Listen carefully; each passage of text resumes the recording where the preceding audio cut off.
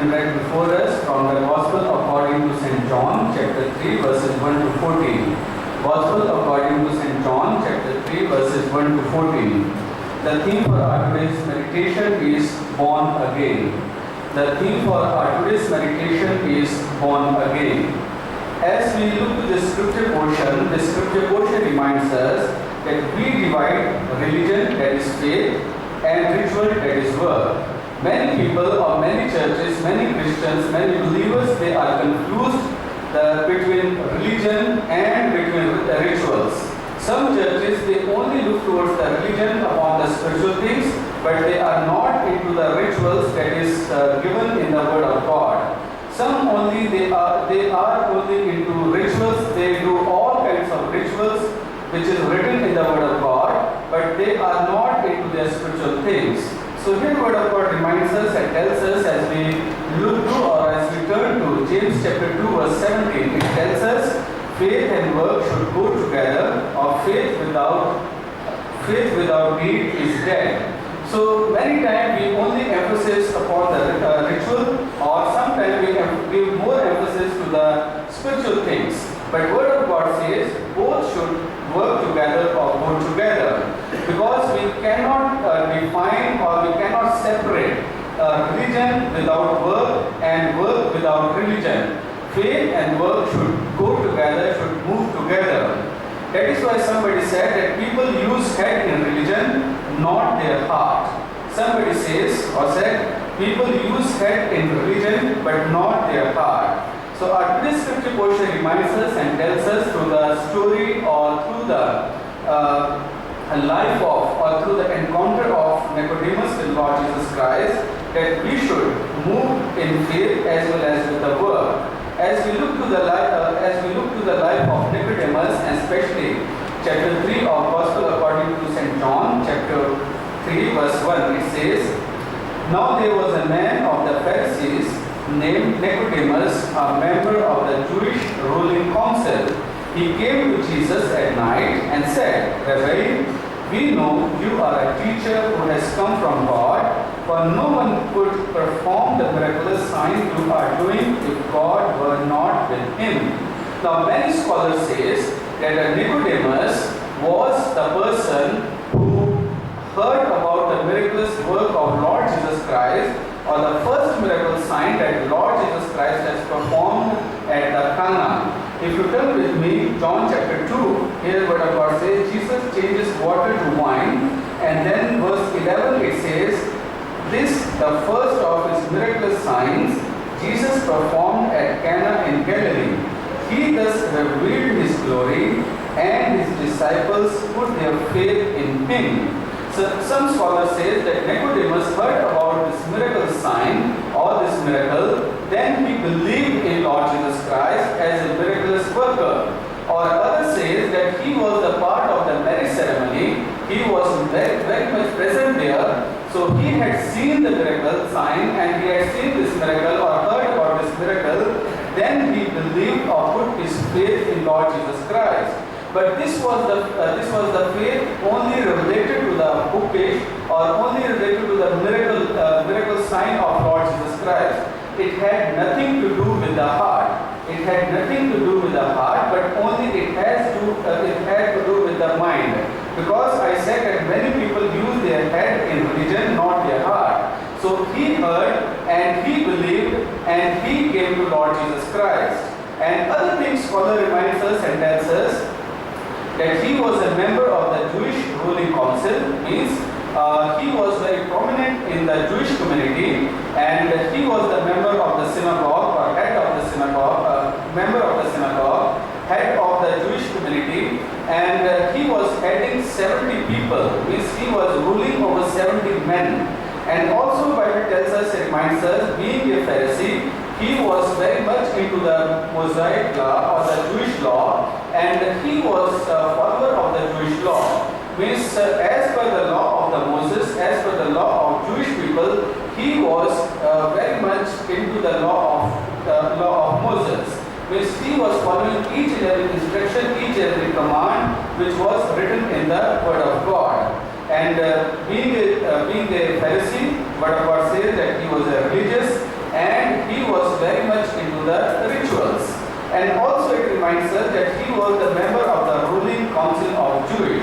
So, being a member of the Sanhedrin, it was the great opportunity or great authority he was carrying on his shoulders. Because word of God says, even Jesus himself said to him that you are the ruler of the Jewish community. Why you have come to me? Don't you know all these things? Even Jesus confirmed that he was one among the ruler, or he was the member of the Sanhedrin. So here word of God tells us and reminds us, but at the night, or word of God says in verse 2, he came to Jesus at night and said. Now many other scholars says why he came to Lord Jesus Christ at night. Some say that Pharisees or the teachers of the law, they used to study at the night in a peaceful circumstances. Others says that he was afraid of the 70 people, those who were following him, or other Jewish people or the member of the Sanhedrin, that being a Jewish teacher, being a Jewish leader, if I approach Lord Jesus Christ, then what other people will say? Or some scholars says that he was afraid that if people will say that people will see him that he is inquiring his question from Lord Jesus Christ, then people may leave him and they may follow Lord Jesus Christ. There are so many things about him that the reason that he went to Lord Jesus Christ at night. But when we end this story, word of God tells us and reminds us that he approached Lord Jesus Christ in darkness, but he went into the light. He approached Lord Jesus Christ with a lot of questions, with a lot of burden, with a lot of spiritual struggle. But when he left, he went into light, and word of God says that he was a totally different person. The first point reminds us and tells us that he had conflict in his heart. He had spiritual struggle in his heart. But as we apply this word of God, or first point, into our own context, into our own lives, there are so many Nicodemus in this world. They have positions, and they have money, they have power, and they have intellectual knowledge. Religiously, they are performing all the duties. They are going to their religious places and doing all the ritual things according to their scriptures, and they are fulfilling all the things which is written according to their word, or which is written according to their scriptures.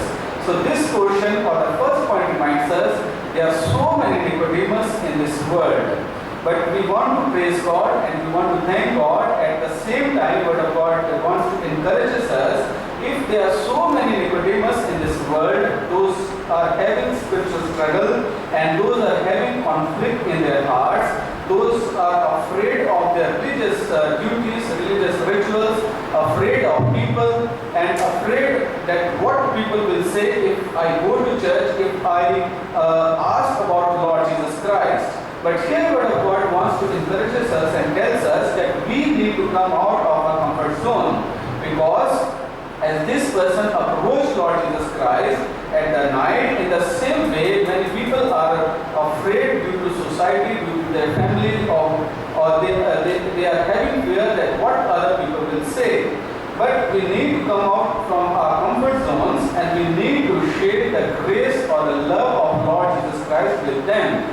Because many people are dying in their sins, they are having spiritual struggles in their lives, they don't know where to go for the peace and how to approach, how to know about Lord Jesus Christ. But his story reminds us, or the first point tells us, that we have received the grace of Lord Jesus Christ, and we are co-heirs of the grace of Lord Jesus Christ.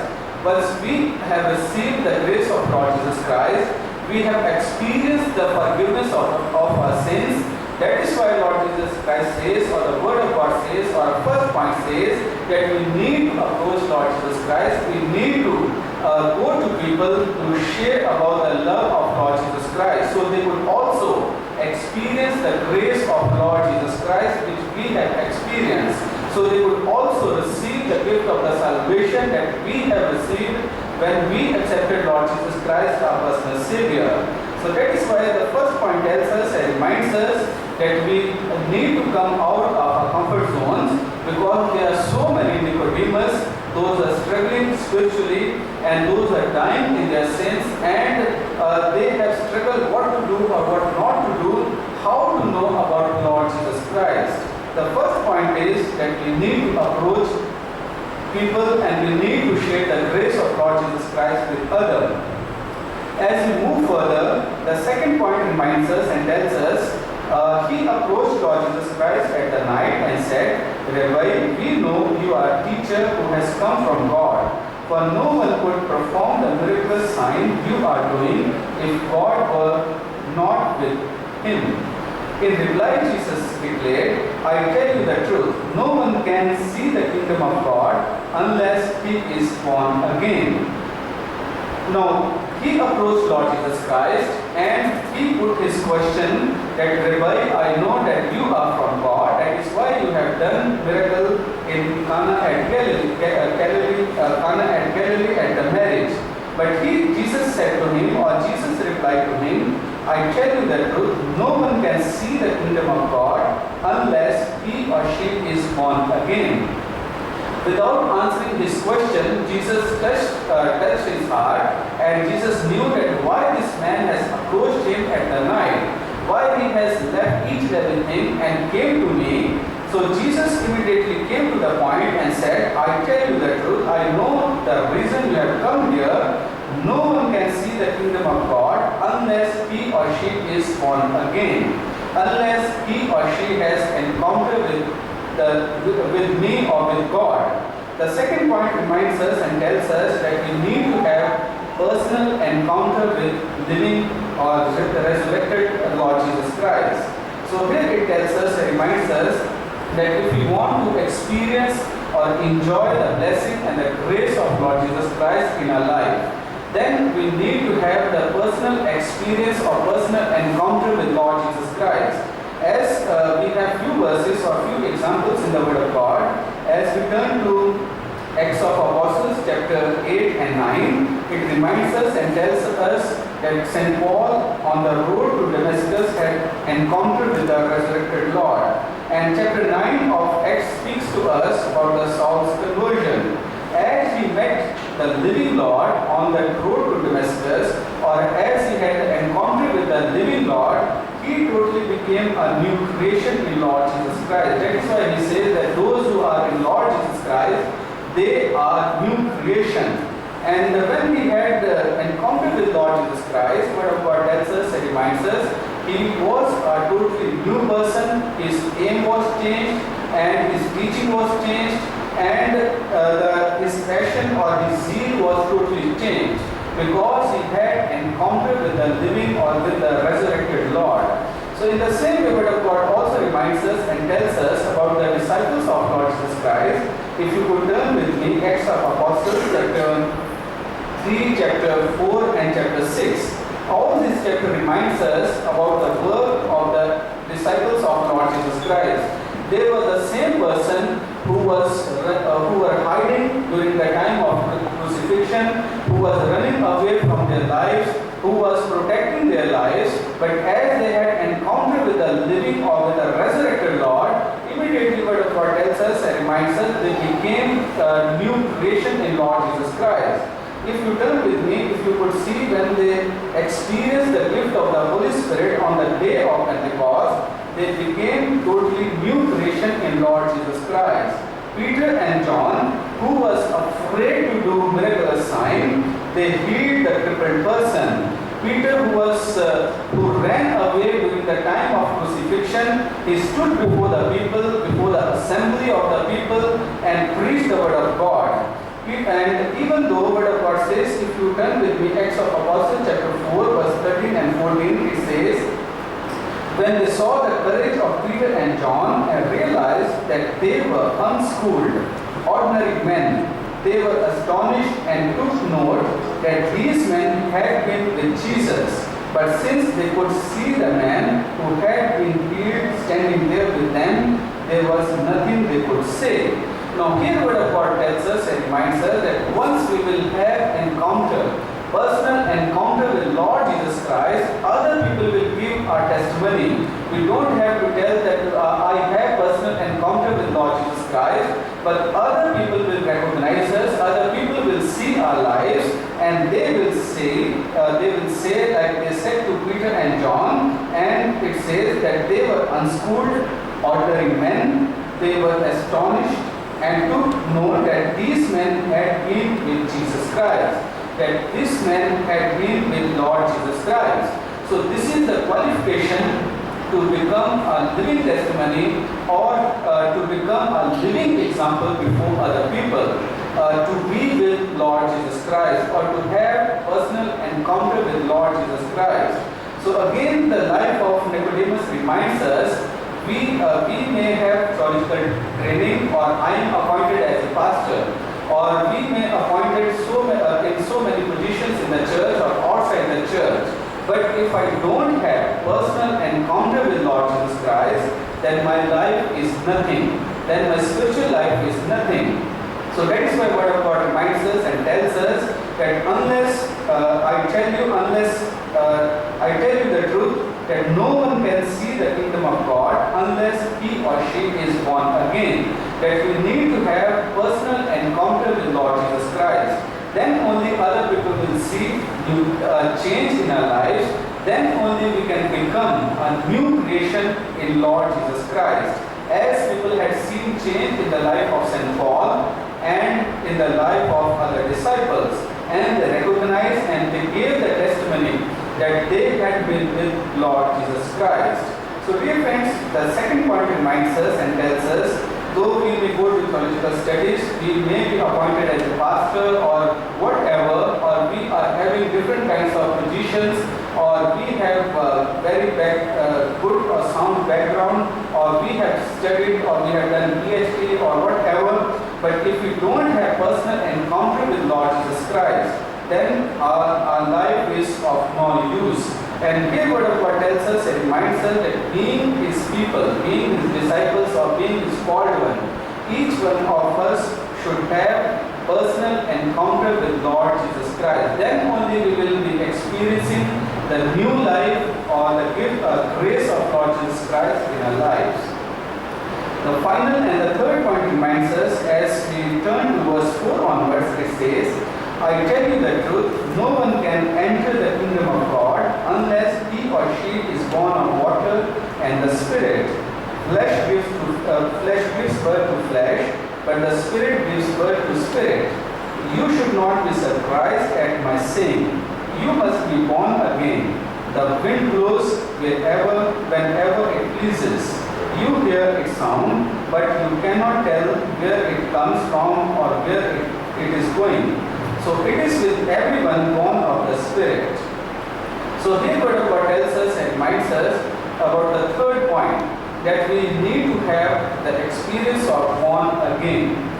The meaning of the born again is spiritual new birth, that we need to be born again spiritually, or also we can say spiritual transformation. Spiritual transformation, that is called the new born again, or the new birth in Lord Jesus Christ. So here Word of God tells us and reminds us, if we also turn to Romans chapter 6 verse 11 to 14, Romans chapter 6 verses 11 to 14, or we can read the whole chapter afterwards.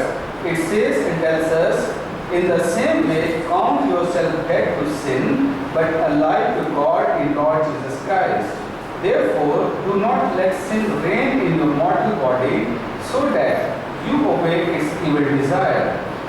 Do not offer the parts of your body to sin, an instrument of wickedness, but rather offer yourselves to God as those who have been brought from death to life, and offer the parts of your body to Him as instruments of righteousness.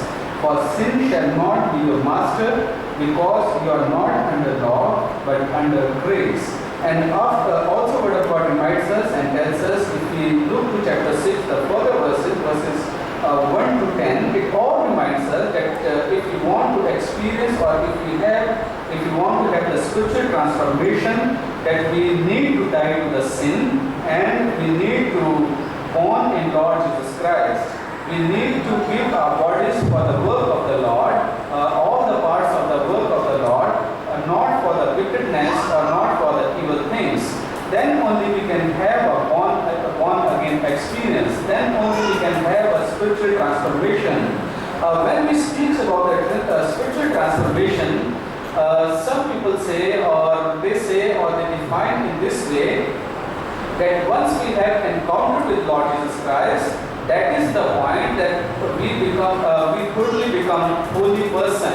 It is not like that, but once the disciples of Lord Jesus Christ, they had encountered with Lord Jesus Christ, even St. Paul, even other people, even many of us, it is a gradual spiritual progression that we spiritually grow gradually.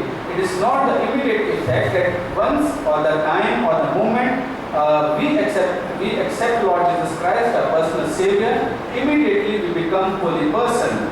But Word of God says our sins will be forgiven and we will be able to grow spiritually day by day and every moment. That is why St. Paul says that we need to work out upon our salvation on daily basis. Every day it says that the time or the day of the spiritual transformation.